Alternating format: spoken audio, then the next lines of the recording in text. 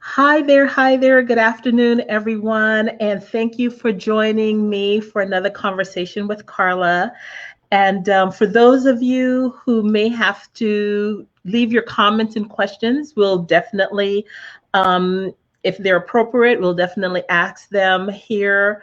But keep in mind that what we're talking about is things in general. And so for your specific situation, you should see a therapist, a counselor for your particular issues and concerns. So right now, we're just going to be having a little dialogue. So I wanted to just say that from the get go. But my name is Carla. I'm your relationship doula, helping women and men bravely birth peace in the pieces of their lives.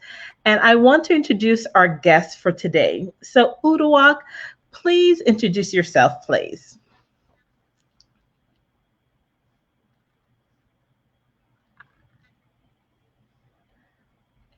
And we may have some technical difficulties with some delays. Okay, so Uduak, when she gets back on, we'll have her introduce herself.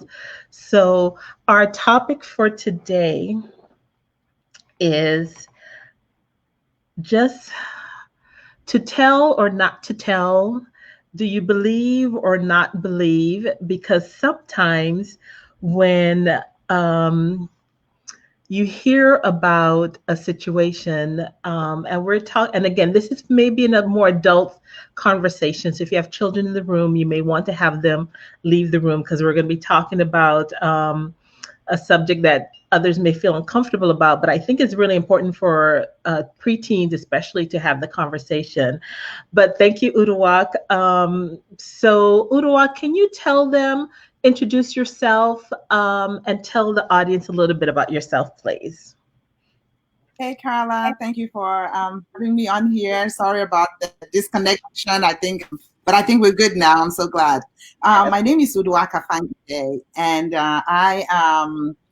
I'm a lot of things, but I think I am primarily a biologist. I have a PhD in genetics, but I am also a therapist. I own Afangideh Therapy here in Montgomery, Alabama. And so I have been in the profession of working with young people most of my adult life, either as a university professor or now as a therapist. Okay, and I like that because again, when I met Uduak, because she has many talents. So when I finally write my book, she's going to publish it too. So that's another little side thing that Uduak has.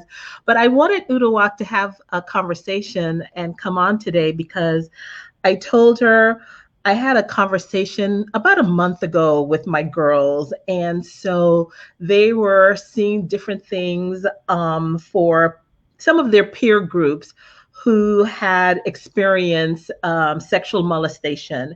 And it could be from someone you trust. And that person you trust could be your teacher, it can be your coach, it can be your pastor, it can be a family friend, it could be a sibling. There's so many different things happening. And so when my daughters and I were having the conversation, there was for this particular young lady who was bringing it to the attention or sharing her story now, she was getting so much.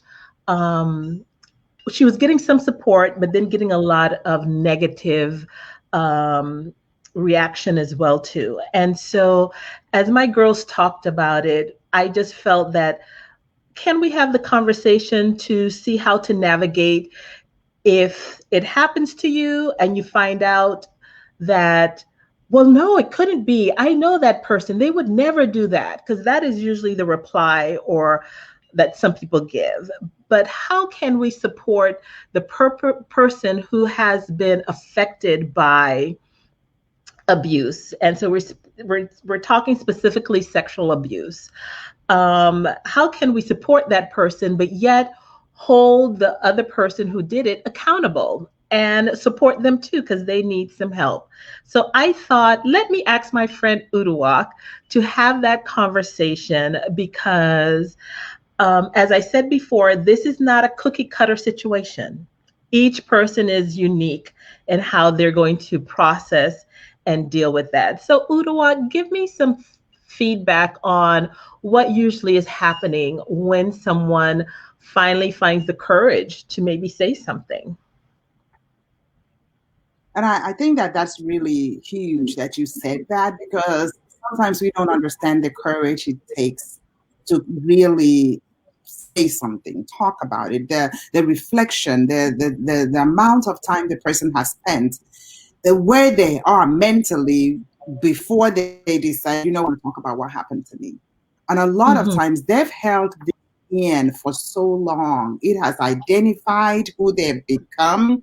It has affected their relationships. It has affected their ability to build trust with other people. It's affected them in so many ways. And Mm-hmm. deciding to talk about it, this is something they've learned to live with and to maneuver around. And they probably have never shared it with anybody. And making that step, I'm going to talk about it. That in itself not only takes a lot of courage, but they've already decided on different scenarios when I talk about it.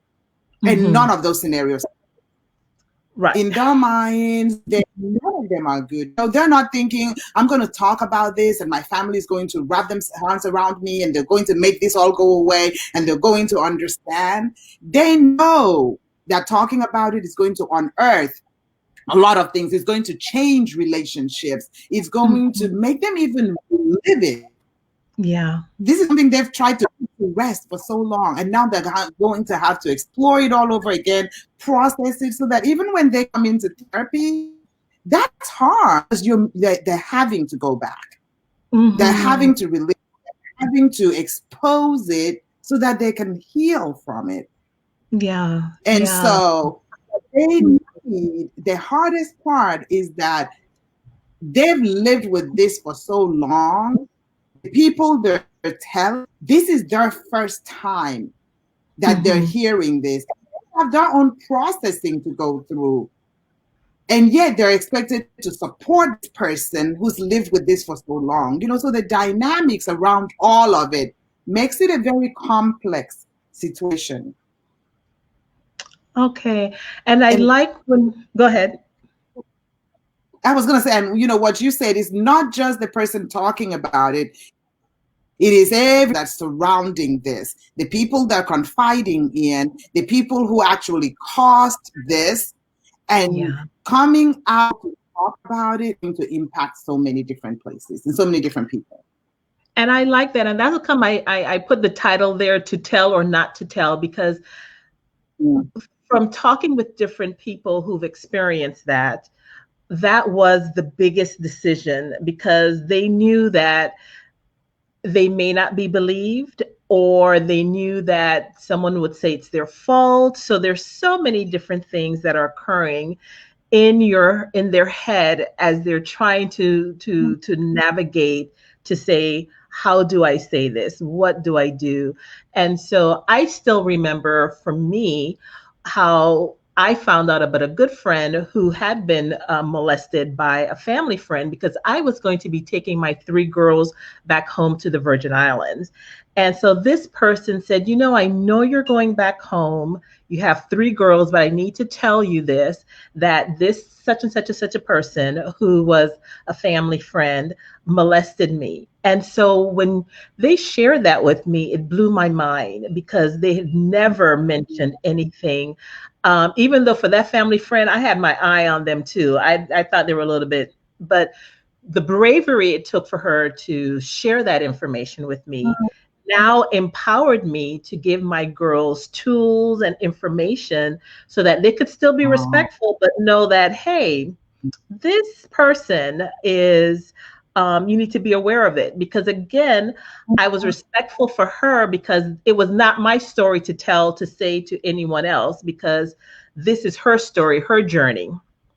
But because she shared that with me, I was able now to empower my girls, so that they were on the lookout and knew that this person is not a safe person to be with. And so that right, took, right.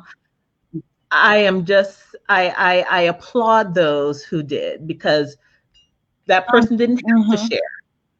But again, so mm-hmm. the bravery that it took to do that. So for that person who finally has the bravery and and finally steps out of the comfort zone into the public light now, because that's what happens. You're no longer people are going to say different things.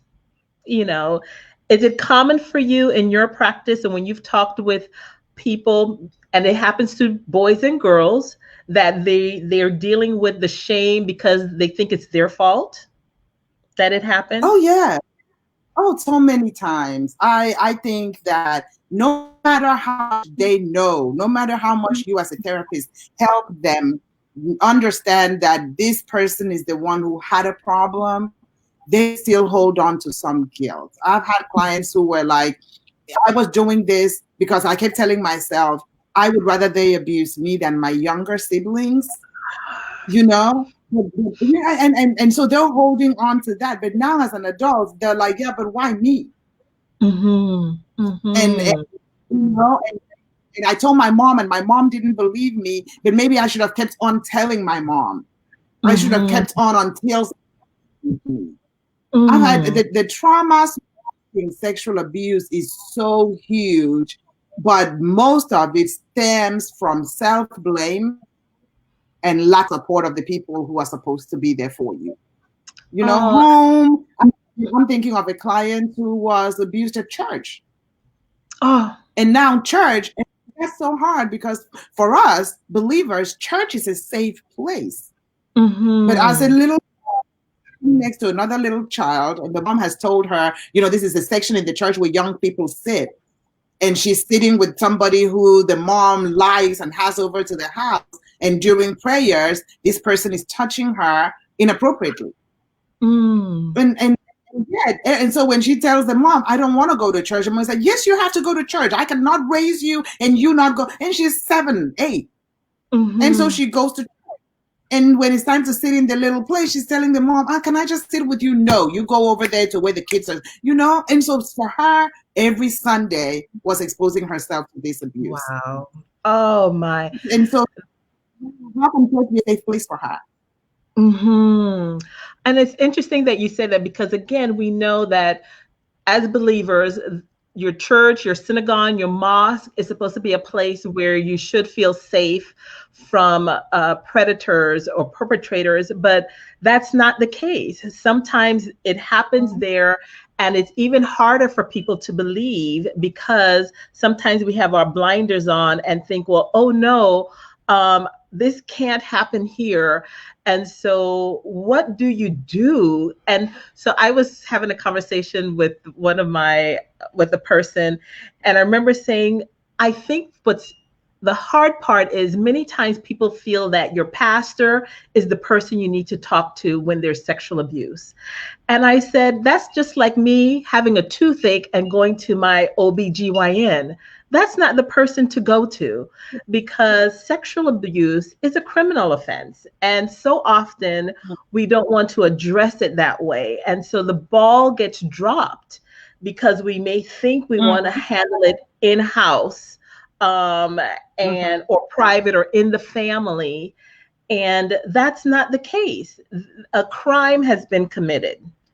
And just like many of you believers believe, spare the child, I mean, spare the rod, spoil the child. When it comes to this, though, it seems as though they just turn a blind eye and don't seem as though that needs a repercussion, as well as the many times they take a switch off and spank us for talking in church.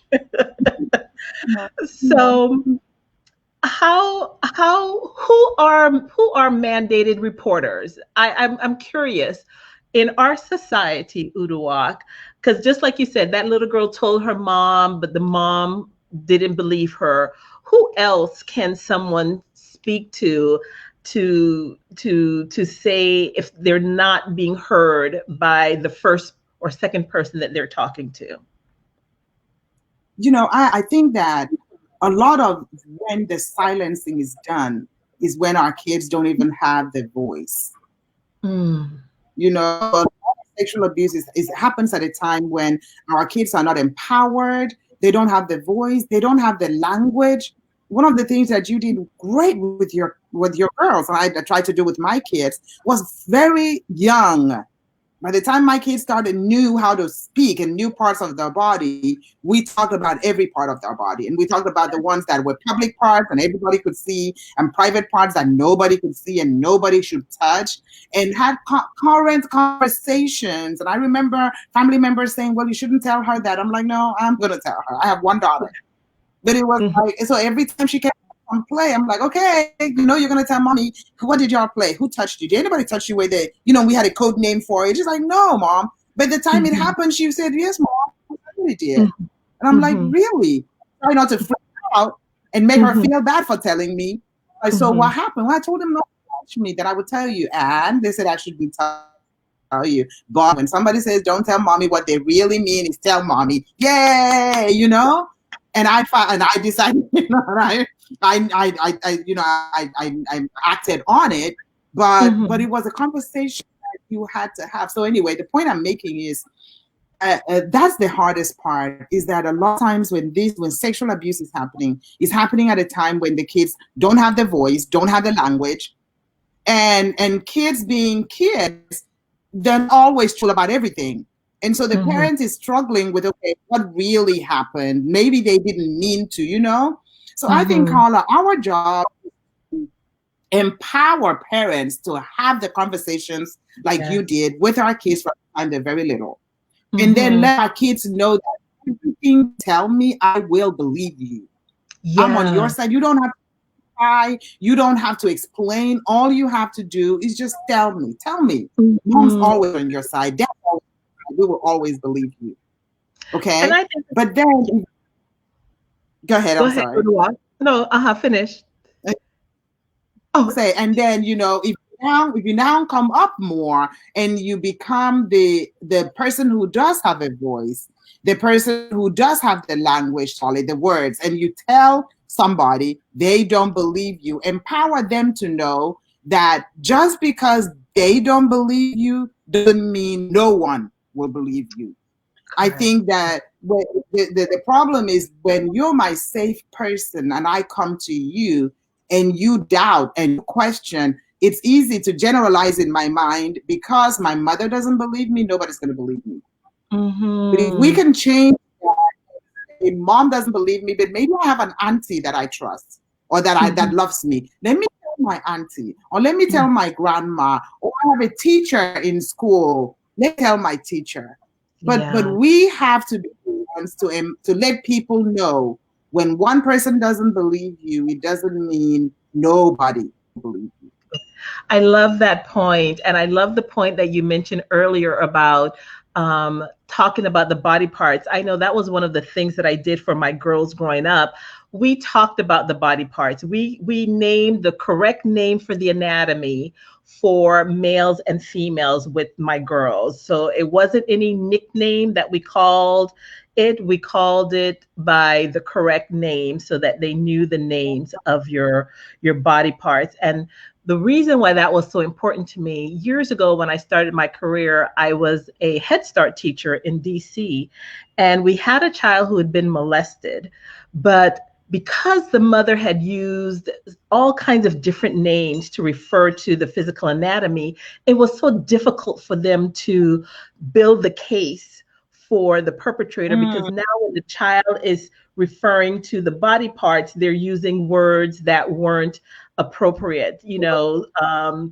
They called it some silly name. And so again, they just tore it apart because they couldn't take it to court, because it was hard to say for them they couldn't build it because you didn't have the correct verbiage. Because I remember even for my girls, when I was pregnant or when they would see people, many people would say, oh, the lady is pregnant in her stomach. My girls knew no, it was a uterus, because men have stomachs and they can't get pregnant. So even by saying, oh, someone is pregnant and it's in their stomach, my girls knew uterus. Yes, the baby's in my uterus. So you understood early on talking about the physical anatomy, so that at any point in time, we would I won't call the names of the physical bodies here on the broadcast, but we would just talk about it. It's like, hey, if somebody asks you to touch their, and we said the name, what you're gonna do, what you're gonna say, we are not gonna be quiet about this because that's what they want you to be. And I would tell them, verbalize it again and say, you want me to do what? Because when they hear their Exactly. foolishness, it causes them to pause and think that this is not going to be a Mhm, quiet conversation that we're going to blow underneath mhm, it. But I liked what you shared mhm, too about making sure that there's no secret, because that is mhm. such a insidious way for a person. And I have this great article I'm going to share. It's on the website for recovering grace. It just talks how sometimes you can groom, a perpetrator may try to groom the, yes, because they build Mhm. that kind of friendship, and then you think, oh, we're sharing secrets. And I'm like, y'all don't have to have Yeah, any secrets from me. right. And kids are very impressionable. And Hmm. kids are so open, and they believe that everyone who loves them. Everyone who says, come sit right here means well, and so Hmm. that it is for me, and I think for most of us mothers and safe people, it is important to let them know that I will hold your secret, that you can Yes, tell me anything. You can tell me anything, yes. and I'm not going to be shocked. And I'm is Hmm. that and it has to start young. It has to start really early, Yes, because yes. very very early, one of my sisters is a parenting coach, and she always says the first person to bring it up is an authority. If somebody else outside of your home tells your child, hey, don't tell your mom this, that person is now the authority person. But if you're Mm, the first person as the parent, hey, anything that you can tell me anything. And I would tell my kids, when somebody outside says, don't tell mommy, you know what? People don't really say what they mean. When somebody outside says, don't tell mommy, what they really mean is tell mommy this. yes. And, Ye- when they were 5 years old and started thinking, really? Is that really true? They knew if somebody says, don't tell mom, what they really mean is tell mom. So, mom, I'm going to Yeah. tell you this. Why? Because somebody said I shouldn't tell you, you And know? um and I like that because, again, talking about helping people break the silence, because I'm sure you've seen that there's a pattern normally if there's been sexual abuse, that they may have been a pattern of it happening before. So I remember reading the great book by my friend, Beyond Bulimia, where Jamela Stroud, in her book, you can find it on Amazon, she shared how when she finally started talking about her sexual abuse, come to find out her mom and her grandmom had been sexually abused by family members. So it was in house. But she didn't even know it until she started now addressing and going through the process. And in her story, she shares how that affected her and how it caused so many different things because we chose not to think about it. Because the other thing that happened when my girls and I were talking about this particular person who now had shared about their sexual abuse by a person in the church, come to find out, a person we knew said years ago this person had approached them as well. And so I just thought back how so often, because we're silent, that perpetrator can continue for years and decades because we don't say anything, because someone tells us, oh no, we're just making that up. He's just charming. He's just a flirt. He's really not like that. And so we discount all of those warning bells and signs, and people are making us think that, oh no, he's not like that, even though you have those things that happen in front of you. So, oh, one more thing, one more story, because I Carla. still remember. Uh-huh. Well, I'm I, sorry, I don't mean to interrupt you, but I was gonna say that it is knowing. And I think that's the power of the Me Too movement. Knowing deep within you that if someone has inappropriately touched you or abused or molested you in some way, they are sick. They have a problem. And you're not the only one. You're not the only one, because, I think if you know that gives you the boldness to say, okay, maybe nobody else said anything, but now that I've been affected, I'm going to say something. And we saw from that movement that once you say something, it snowballs. Yes. And it can be because of you that an end is put to it and other people don't suffer.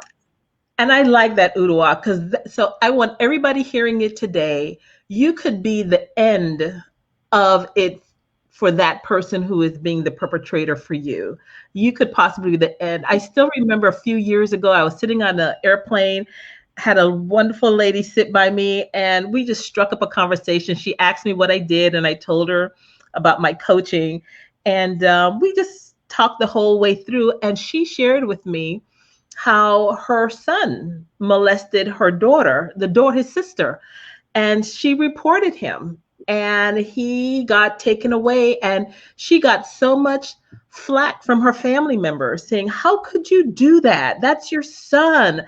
And I remember thinking, and we're shared, and I said that was such a brave thing to do, because your son needs help, but your responsibility is for your daughter who's being molested by her sibling. And so many people have a hard time dealing with addressing the person they care about who could be the perpetrator.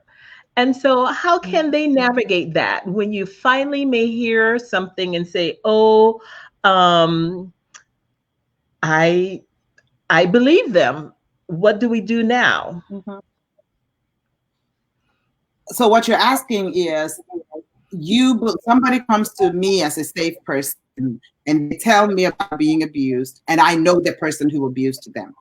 Yes. Yes. You're saying, okay, how can you hold them accountable and still support the person who they've abused? How can you hold that person accountable? So I think that's the word that I was looking for.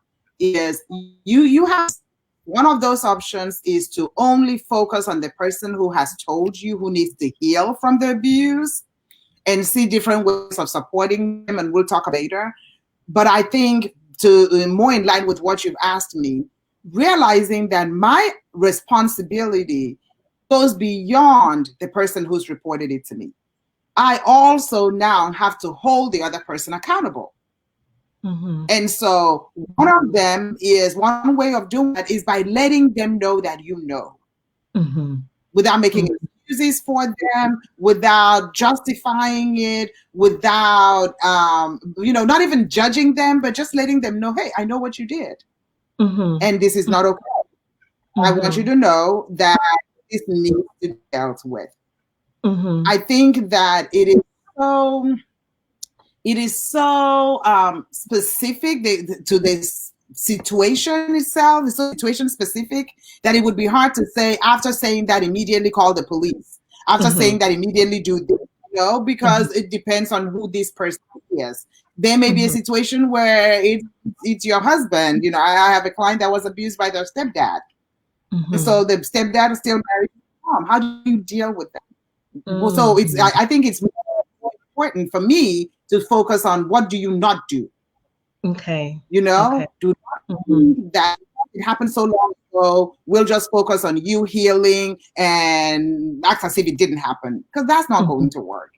Hold the other person accountable. Begin the conversations. Let them know what happened then is now out in the light. We're not going to cover it back up. But also, how do you, and with addicts and Alcohol Anonymous, we talk about making amends. What are the ways to make amends? And all of that may begin with him even coming to having conversation with the person that they abused. Letting them, if it's open, if it's in a family, let the whole family know, this is what happened. I am sorry that it happened. I have either gotten help for it, or this is how I'm going to get help for it. Mhm. And Okay. they allow other family members to determine the kind of relationship they now want to have with this person. So if the other Mhm. people say, hey, I can trust you, I'm coming back to your house again, that's okay. Mhm. You know, Mhm. the Christian world, we talk a lot about forgiveness, and we kind of think if you've forgiven somebody, it means you allow them to get away with what they did. Forgiveness means it doesn't hurt me anymore. I relinquish the authority for the, I mean, I relinquish the right for you to keep on hurting me. But Mhm. forgiveness doesn't mean I'm now going to give you opportunity to hurt me again anymore. So even like we use that example of the stepfather, even when all the other kids say, okay, now you've talked about it, this really hurt, we wish you hadn't done it, and we forgive you, but we no longer feel this is a safe place. So mom, we're not going to be coming to Thanksgiving dinner with him in the house because I'm Mhm. still processing this. The mom needs to be Mhm. okay with it. Mhm. Everybody needs to be okay with it. And let us deal with it. Let us try to heal from it, but let us determine the kind of relationship that we now want to have with this person who caused the abuse. And I love when you say that, and we're going to get to your question, Louis Lindita, but I love how you say that you get to decide how you want that relationship to look, especially if you're an adult. I still remember hearing the pain of a person who said it happened when she was a child a few times, and it was her sister's husband. And so even when she told, she wasn't believed by her mom or even by her sister when she told her sister what her husband was doing. But then eventually, so now years later, 30 so years later, they're having family get togethers and they don't understand why she's having an attitude because the sister stayed married to the man. And it was as though, you know, It didn't happen. you right. And so she's still feeling like that little girl lost and not being heard 30, 40 years later because everyone still fawns around the son-in-law or whatever. And here she is, seeming like the pariah of the family where she's having an attitude or she should get over it. But it's not like you can get over something that's happened to you like that. Like you said, I may have forgiven you, but I just can't come up in your face and just sit around the And family meal. actually didn't happen. Because now when the way everybody's treating her, she's beginning to regret what I wish I had not told anybody. Mm-hmm. She's lived Mm-hmm. this long enough, but her healing, and so when you say to tell or not to tell, there's a lot of things that determine whether you want to tell. But just Mm-hmm. like anything else that's covered up, if we do not talk about it, it's going to be harder to heal from it. Yeah. It's going to Yes. be harder to heal. And so acknowledging that this happened to me, and now I'm going to talk about it. When Mm-hmm. as hard as it is to say I want to talk about it, recognizing that that's when my healing can really begin. Yes. Yes. Yes. So I want to encourage anyone out there, if you have been abused, it's never too late to get therapy. And that person who did it may be deceased. They may still be around, but that investment in your own healing is so important, to have someone who you can share that toxic with, because it's like living with that kind of toxicity for years, and you're about to burst from the inside out and don't even realize it. Mhm. And that's a come I wanted Uduak to talk with us, because I love how my one niece Sade says, therapy is biblical. Therapy is Mhm. biblical. I need you to Mhm. understand, for when you're going through that journey, to be able to find someone who you can talk to. And I don't mean your pastor. He is not equipped for that. He went to school to to preach. Now, some of them may Mhm. have a counseling or a degree, and they may have that, then fine. But finding yourself a therapist who is able to help you peel back the layers of the secrecy, of the hiddenness, the cloak all that time is just something that's just going to be so important. Now, Louis Lindita had a question. Are there any tips for best ways to support someone who shares that they are being molested? How can what can someone do if someone came to them today and told them that? They are, the difference between someone as being molested and someone that is being molested. And the question was someone who's being molested. So they're Mm-hmm. currently in a situation in which this molestation is happening. I think that the first thing is recognizing that this has been difficult for them to talk to you about. And so supporting them would mean believing them without questioning and just providing a safe space for them to talk. This Mm-hmm. probably has been going on so long, they haven't been able to tell anybody about it. Just listen.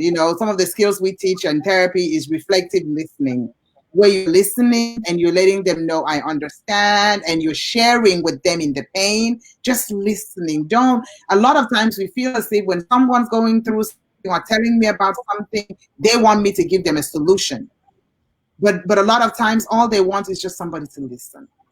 So I think that's one of the best do. Listen, provide that space that they can talk about it as much as they want to, as much as they need to. They cry and you let them know it's okay. You cry with them, you hurt with them, you're there for them. You may be the only person that is there for them right then. Just provide the space, thank you, to talk and just listen. Number one. Number two, if they're currently being molested, then that situation that is obviously not safe. So if they're comfortable sharing with you who is doing the molestation, that's fine. If they're not comfortable how and who, try to see how you can minimize their exposure to that person. So many times when people are stuck in trauma, they can't even think beyond the trauma. The fact that they've come to you, you're going to have to help them think beyond the trauma. So if somebody says, every day after work, I come home and before my mom gets home, I'm thinking a teenage child, before my mom gets home, my stepdad is there and my stepdad touches me or my stepdad does this to me or something. Or somebody says when my mom works nights and so when she leaves us with my big brother comes into my room, or something. The second thing I'm saying is as they talk about it and you have space, see how you can help them think of ways to reduce their exposure to this person that is molesting them. And so that may mean, do you lock your room at night so that your brother can't come in? Like, no, he tells me not to. Then you empower her to know that she can lock her room at night. Or, can you come over spending the night at my house? I'll talk to your mom and say, let her know that I really would. How can I remove you from this? How can you help them think of ways to remove themselves from this person that is molesting them? One of the examples was a little girl that was molested at church. If that child was old enough and had the words, then maybe the mom didn't believe her. Well, she couldn't even tell her mom, but let's say she told someone in church. They would have said, okay, so next Sunday when your mom says, go sit with the girls, you can come sit beside me. And they would have told the mom, hey, I would like your daughter to sit beside me in church. So they think of different ways of reducing their exposure. Then the third one is what Carla said. Sexual abuse is a crime. The third thing I think third way you can support them is how can we hold this person accountable for what they did? What are ways that we hold them accountable? And so depending, again, it's very situation specific, depending on who this person is, what you've done, if you've given them a safe space, you've also helped them reduce exposure to this person, but this person needs to be held accountable so that they don't keep doing this to somebody else. It depends on who the person is. It may be hard for them to go straight to the police or go straight to an authority figure, but they can talk to you and you can now help them come up with ways of holding them accountable. Then the fourth, go ahead. I'm sorry, my last, the fourth thing The fourth thing is that the person who's confiding in you, like Carla said, needs help. All you can be, unless you're a trained therapist, all you can be is a friend. Mm-hmm. They need someone, because you may not understand all of the effects of the molestation on them. You may not understand how it is affecting their schoolwork, how it is affecting their esteem. It's going to take a trained therapist to help them, in Carla's words, peel back the layers. So Mm-hmm. number one, provide a safe space for them. Number two, see how you can help them reduce exposure to this person. Number three, see how you can help hold the person accountable. Number four, get them the mental health need that they have, or the mental health. Yeah, give them a place to talk about their mental health. And one of the reasons too, and I love those 4 points, because I know, especially in our society, sometimes women, we are now sexualized even more so. And I worked as a case manager years ago, and so quite a few of the young people, and I guess that's because I was quite open with my girls on sexuality and sex, because I grew up where they didn't talk much about it, and I said that that had some negative repercussions. But one of the things is that many of the young girls that would come through my way, had been, who now people saw them as promiscuous or fast, had been sexually molested as children. And we don't seem Mhm. to understand that one thing ties to another. And I remember one young girl saying, well, because we held up virginity as the thing. So she's like, well, I'm not a virgin anymore, especially in the church. Is like, well, so why not, do this? And they use sex as a way of having some sort of control in their own way. And Mhm. so I realized that all of that spins off into so many things, that when we now look at girls, we would call them different names. And I would know by looking into their eyes, that young person, that young girl, that young boy had been the victim Exposed of sexual abuse clearly. Right, right, younger. And right. this is just all Mhm. symptoms of it. But we never address, they never got the help to address, and it just spins off into other things. It may spin them off into drugs or alcohol, just trying to Mhm. numb the pain of the trust of a child that was just torn away. Yeah. Oh, And I think that makes a big case for therapy, like you were talking about earlier. mm-hmm. Because they don't get the help, they don't know how to deal with it. They're sexualized too early, Mm-hmm. and because they are, it shows up in so many different ways. And the heartbreaking thing about that is that very few people, like you said, could look in their eyes and say, okay, this child has been exposed to things that has stolen her innocence, and this should not be. A lot of other people judge and Mm-hmm. punish the child, and Yeah. even worse, and this is not their fault at all. Mm-hmm. Yeah. And I said, so again, my cry or saying to those who are listening in, again, learn to be compassionate.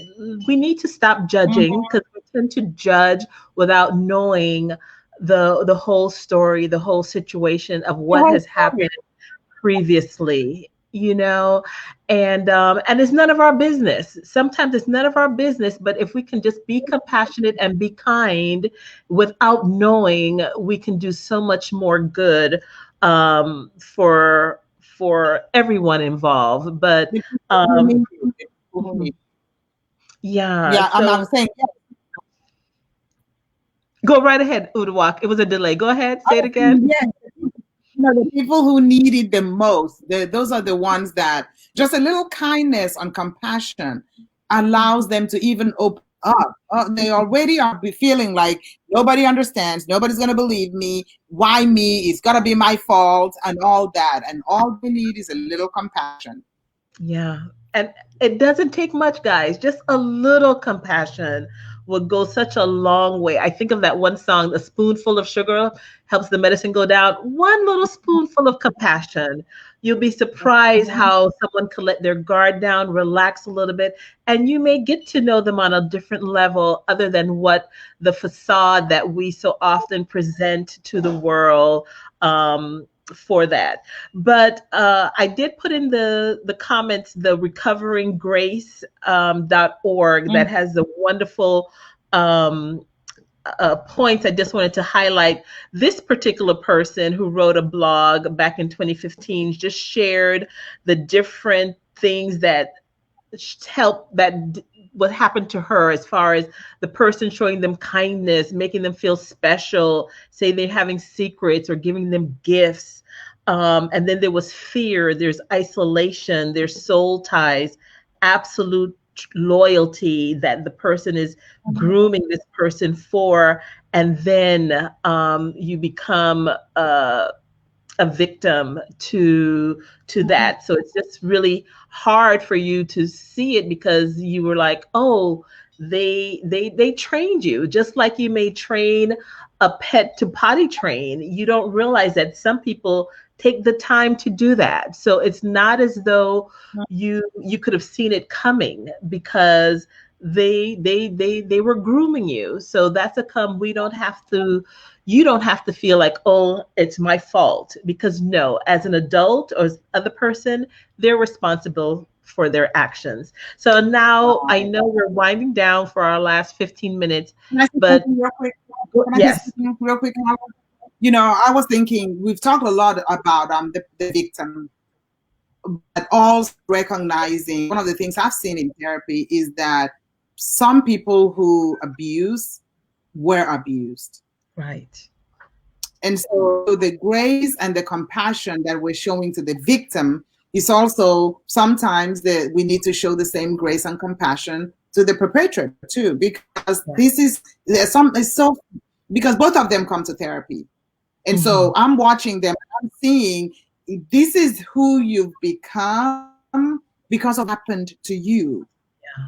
And how do we help you be okay and know again, just like the victim, what happened to you to define you, who you are now is guilt because you're doing something bad. But this is not who you are.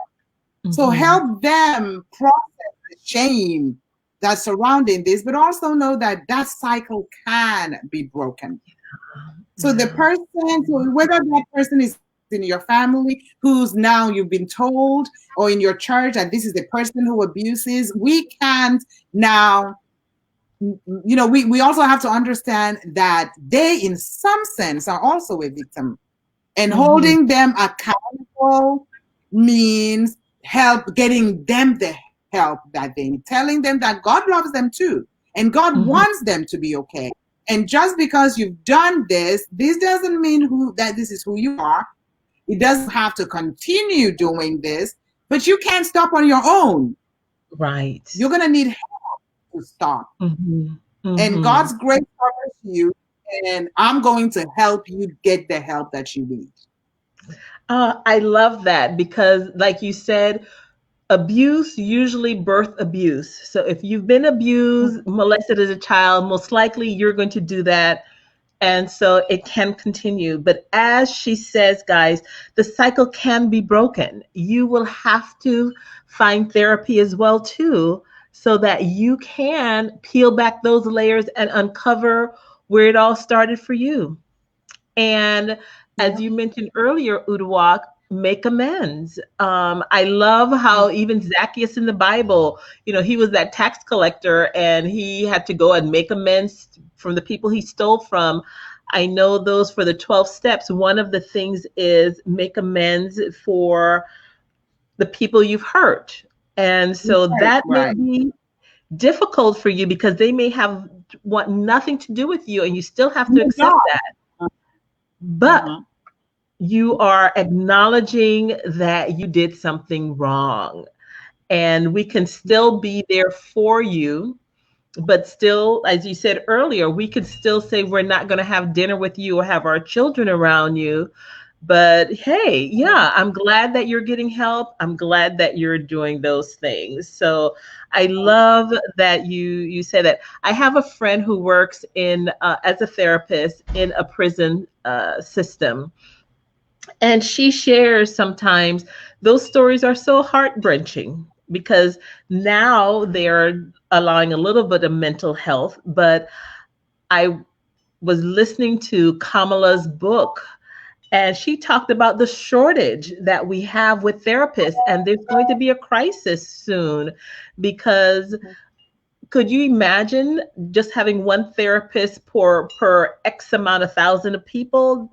And we need that. We wouldn't tolerate that if it were just a ortho or a specialty other kind of doctor, that we only had such a scarcity when there is such a Mhm. need for mental health. And so often in our community, we said, oh, you pray about it, so you didn't deal with it. And so you have walking wounded adults, and so they're wounding others because even though they're saying, oh, praise the Lord, I love him, they're still harboring a lot of hate and frustration because they never got therapy to truly help them deal with that.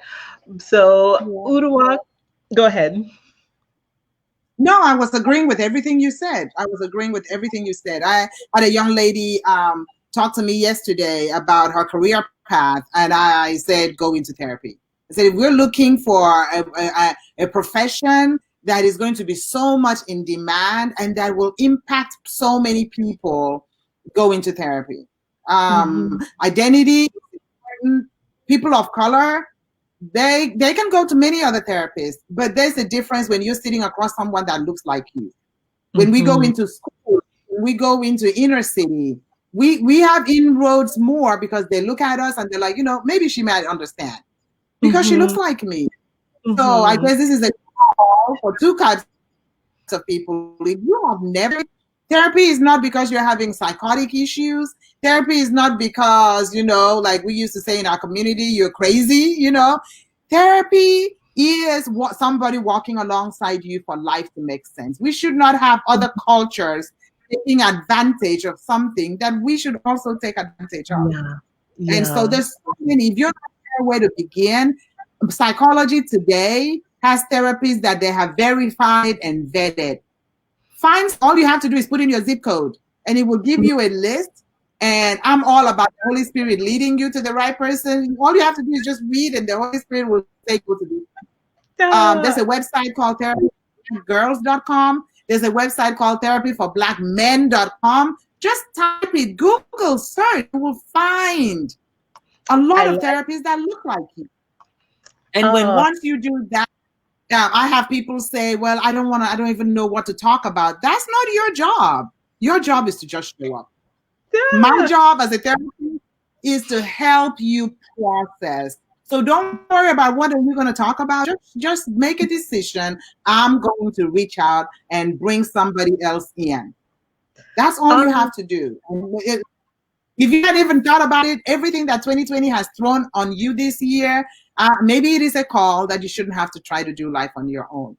mhm. So that's the second call is if you are thinking of what to do as a career path, consider mental health services because there's going to be a big need for it.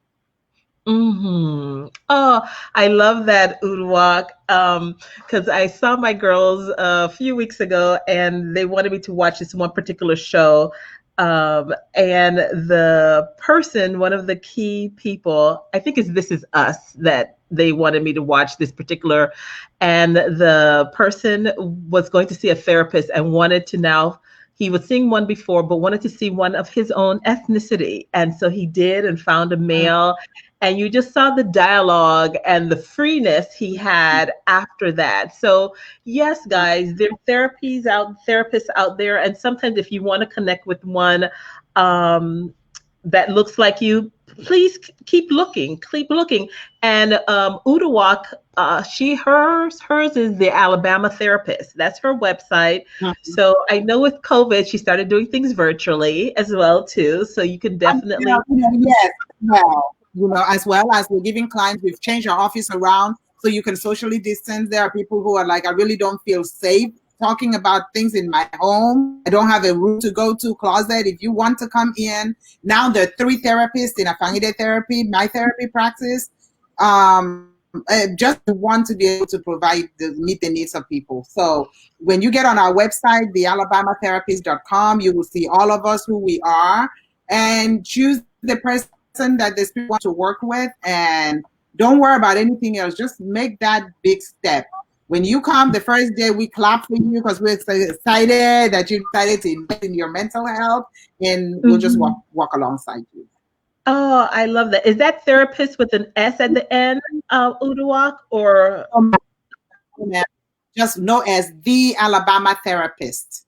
the Alabama? Okay, I'm putting it on there so they can have that to definitely Yes, check that out as well too. So, guys, I just want you to take care of yourself. Mental health, those of you who are looking for a profession.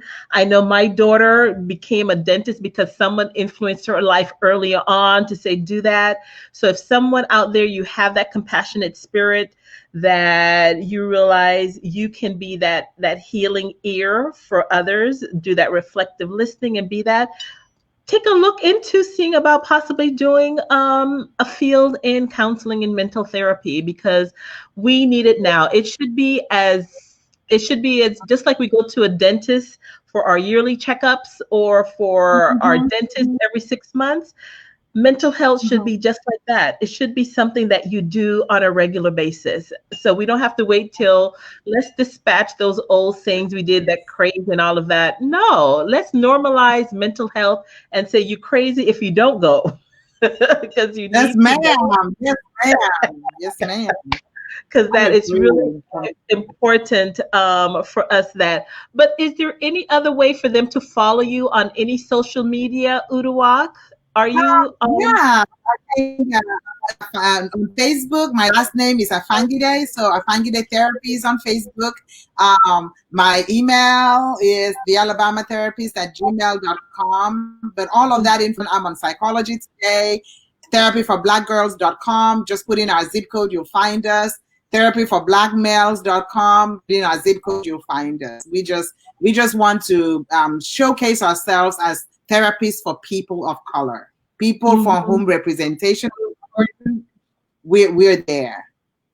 Oh, wow. So, guys, we're winding down. I want to thank all of you for tuning in. Definitely feel free to share it on the rebroadcast. Next week is going to be our last conversation with Carla till 2021. But I have a young woman who's an accountant who's going to be talking about finances and taxes and different things like that. So feel free to tune in next week. But I'm also excited when Uduak mentioned earlier about forgiveness. I love to follow Transformational Church Mike Todd, and he's doing a series on Forgiveness University. And I am going to create my relationship doula boot camp. So stay tuned for January. We're going to use his Forgiveness University series and have our own little tutoring sessions. You know how if you were like me, the first time I listened to somebody, my professor in the class, I'm like, I don't get it. I need some tutoring. We're going to take each week one of the sermons, starting from the beginning, and unpack that forgiveness stuff. I think 2020 has been traumatic for many in different ways. And I know even in my life, dealing with forgiveness has been empowering and strengthening. And when I've been watching the series that he's been doing, I think this is going to be wonderful. And it's going to be free. It's going to be a free Facebook group that you guys can join, that we just break this down. Sometimes you just need tutoring. You just need somebody else to come along and just say, okay, what does this mean? So look forward for that. I'm going to post it on my Facebook group, Stress Management, so that you can start. Hopefully, I'll have it up before the end of the year. So those of you who like to have your syllabi, and ready, so you can even do the work beforehand. you'll be able to do that. But I'm excited about it because that's my gift that I want to share with people for 2021. What the world needs now is learning how to forgive, how to learn how to have that reflective listening, how to be actively listening, how to be present, how to deal with those things. So we're going to do that in the Relationship Doula Boot Camp. So be on the lookout for it. But I want to thank Uduak. Thank you, my friend, for scheduling Thank some time you. out of your day to join us. But guys, my name is Carla. I'm your relationship doula, helping women and men bravely birth peace in the pieces of their lives. You guys have a great Sunday. Take Thank you for care. having me, Carla. Thank All right. you. I've really enjoyed it. You're Okay, welcome, bye. Uduak.